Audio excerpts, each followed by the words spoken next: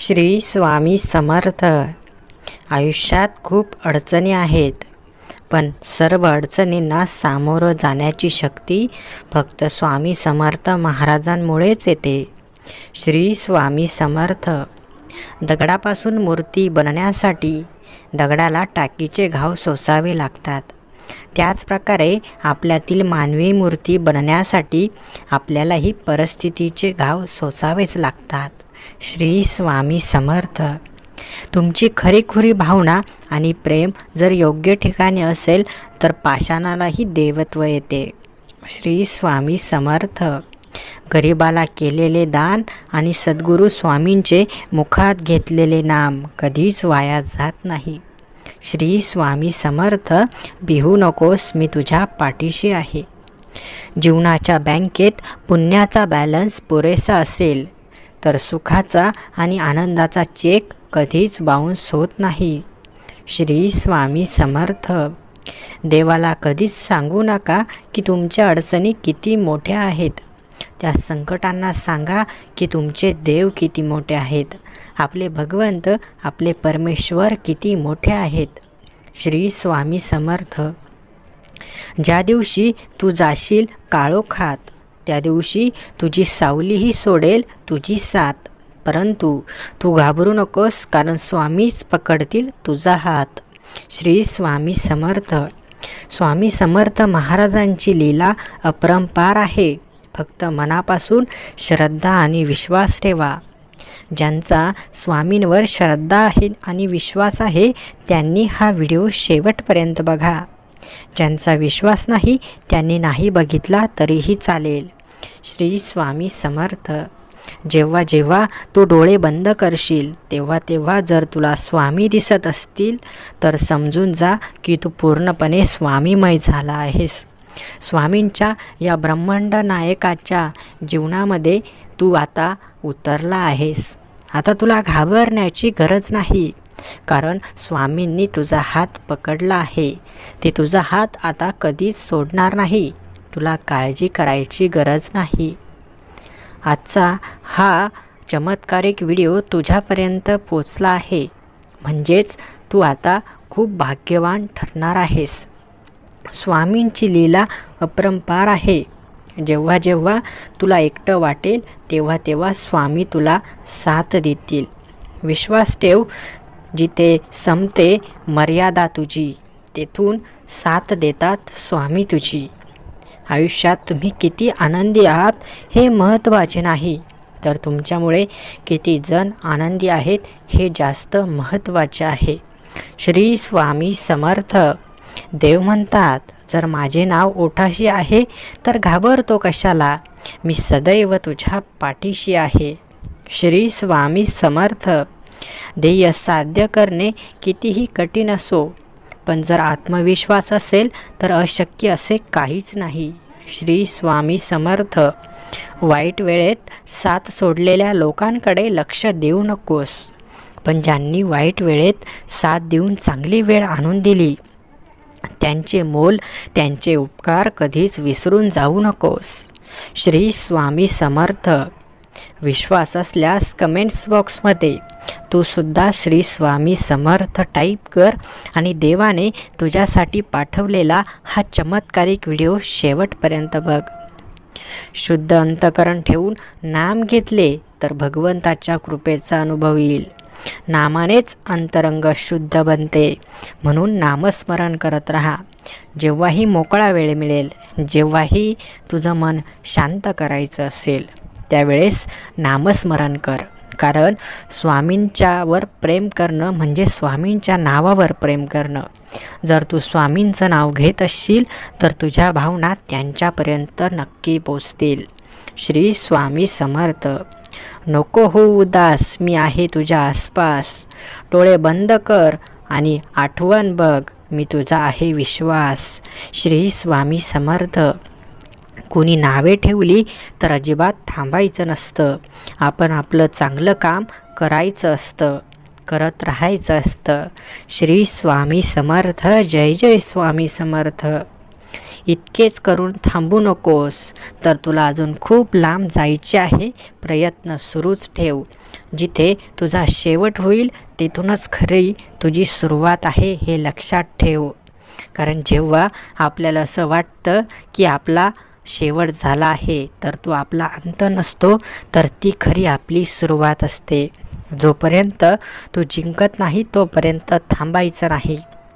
कारण जिंकल्याशिवाय आपण हार मानणार नाही, कारण आपण स्वामींचे भक्त आहोत. इतकेच द्या जेणेकरून अहंकार येणार नाही, आणि दुःख इतकेच द्या की देवावरील आस्था उडणार नाही. श्री स्वामी समर्थ. माणसाला जास्त सुख मिळालं की माणसाला अहंकार येतो, आणि हाच अहंकार एक दिवस माणसाला डुबवून सोडतो. म्हणून जास्त अहंकारही नको, जास्त गर्वही नको.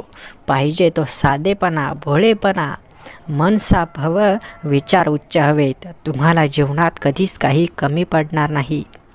उपवास हा नेहमी अन्नाचाच का करावा? कधीकधी वाईट विचारांचाही करावा. कधीतरी उपवास अहंकाराचाही करावा. कधी उपकार मीपणाचाही करावा. कारण फक्त जेवणाचा उपवास करून काही होणार नाही, तर आपल्यातील मीपणा असेल, अहंकार असेल, आपल्यामध्ये गर्व असेल, वाईट विचार असतील, तर त्याचाही उपवास करून बघा. त्याला कायमचं सोडून द्या. अन्नाचा त्याग करण्यापेक्षा वाईट विचारांचा त्याग करा. देव तुमच्यावर जास्त प्रसन्न होतील.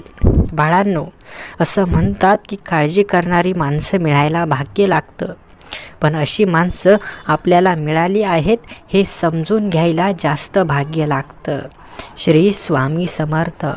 म्हणून स्वतःजवळ जी माणसं आहेत त्यांच्यातील देव माणूस ओळखा, त्यांच्यातील चांगले गुण ओळखा. जरी ते कुठे चुकत असतील तर त्यांना समजून सांगा, परंतु त्यांच्याशी नातं कधीच तोडू नका. कारण अशी प्रेमाची माणसं मिळायला भाग्य लागतं. बाळांनो, एकदा आपल्या आजूबाजूला बघा, लोकांचे किती वाईट हाल चालू आहेत. आपण स्वतःला भाग्यवान समजा की देवाने आपल्याला चांगलं जीवन दिलं आहे. आपल्याला कमीत कमी 2 वेळचं पोटाला अन्न तरी मिळत आहे.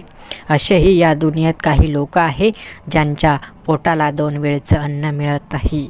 म्हणून स्वतःला कधीच कोणापेक्षा कमी समजू नका. आपण खूप चांगले आहोत. आपलं आयुष्य खूप चांगलं आहे. जीवनात कधी दुःख आलं तर आपले दुःख आणि वेदना जगाला सांगत बसू नका. कारण प्रत्येकाकडे तुमच्या वेदनेवर हळद तर चोळायला नाही, परंतु मीठ मात्र प्रत्येकाच्या घरात असतं. म्हणून बाळांनो, लक्षात घ्या, स्वतःच्या वेदना जगाला सांगत बसू नका. उलट आपण त्यांच्या दुःखामध्ये सहभागी व्हा. आपलं दुःख त्यांना सांगून स्वतःचं हसू करून घेऊ नका. श्री स्वामी समर्थ. जय जय स्वामी समर्थ. भिवू नकोस, मी तुझ्या पाठीशी आहे.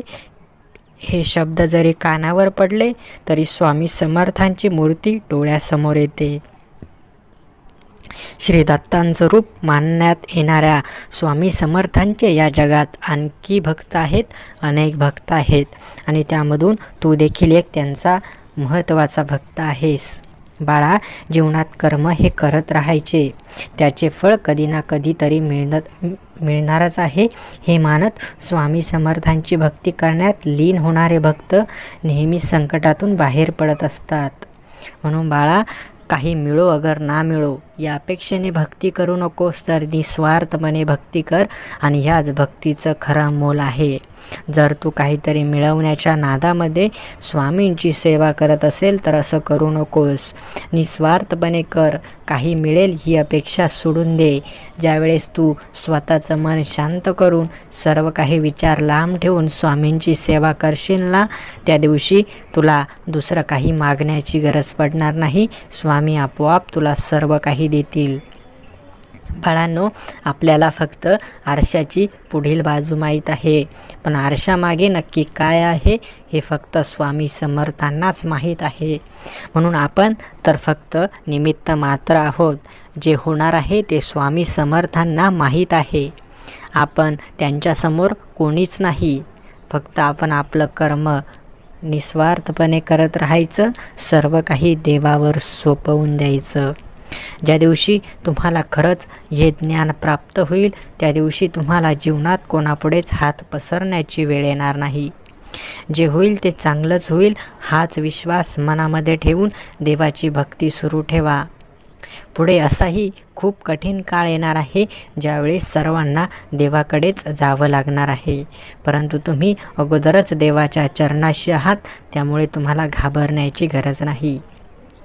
बाळांनो, हे कलियुग आहे. या जगात कोणी कोणाचं सखं नसतं. सर्वजण फक्त आपापली पोळी भाजण्यामध्ये व्यस्त आहेत. फक्त तुम्ही स्वतःला देवाच्या चरणाशी लीन करा. जे कराल ते चांगलं करा, चांगल्या मनाने करा. बघा, तुम्हाला कधीच काही वाईट अनुभव येणार नाहीत. आणि तुमच्यासोबत जे काही वाईट होतं ना, ते तुमच्या चांगल्यासाठीच होत असतं. त्यामागे काहीतरी चांगलंच कारण असतं. म्हणून नकारात्मक विचार दूर करा आणि सकारात्मक विचारांना जास्त प्रोत्साहन द्या. तुम्हाला जगात काहीच कमी पडणार नाही. आजचा हा सुंदर व्हिडिओ तुमच्यापर्यंत पोहोचला याचं कारण तुमची भक्ती, तुमची श्रद्धाच आहे. हा व्हिडिओ तुम्हाला आवडला असेल तर व्हिडिओला लगेच लाईक करा आणि असेच सुंदर व्हिडिओ दररोज बघण्यासाठी आपल्या या भक्तिमय चॅनलला देखील लगेच सबस्क्राईब करून ठेवा. श्री स्वामी समर्थ. जय जय स्वामी समर्थ. धन्यवाद.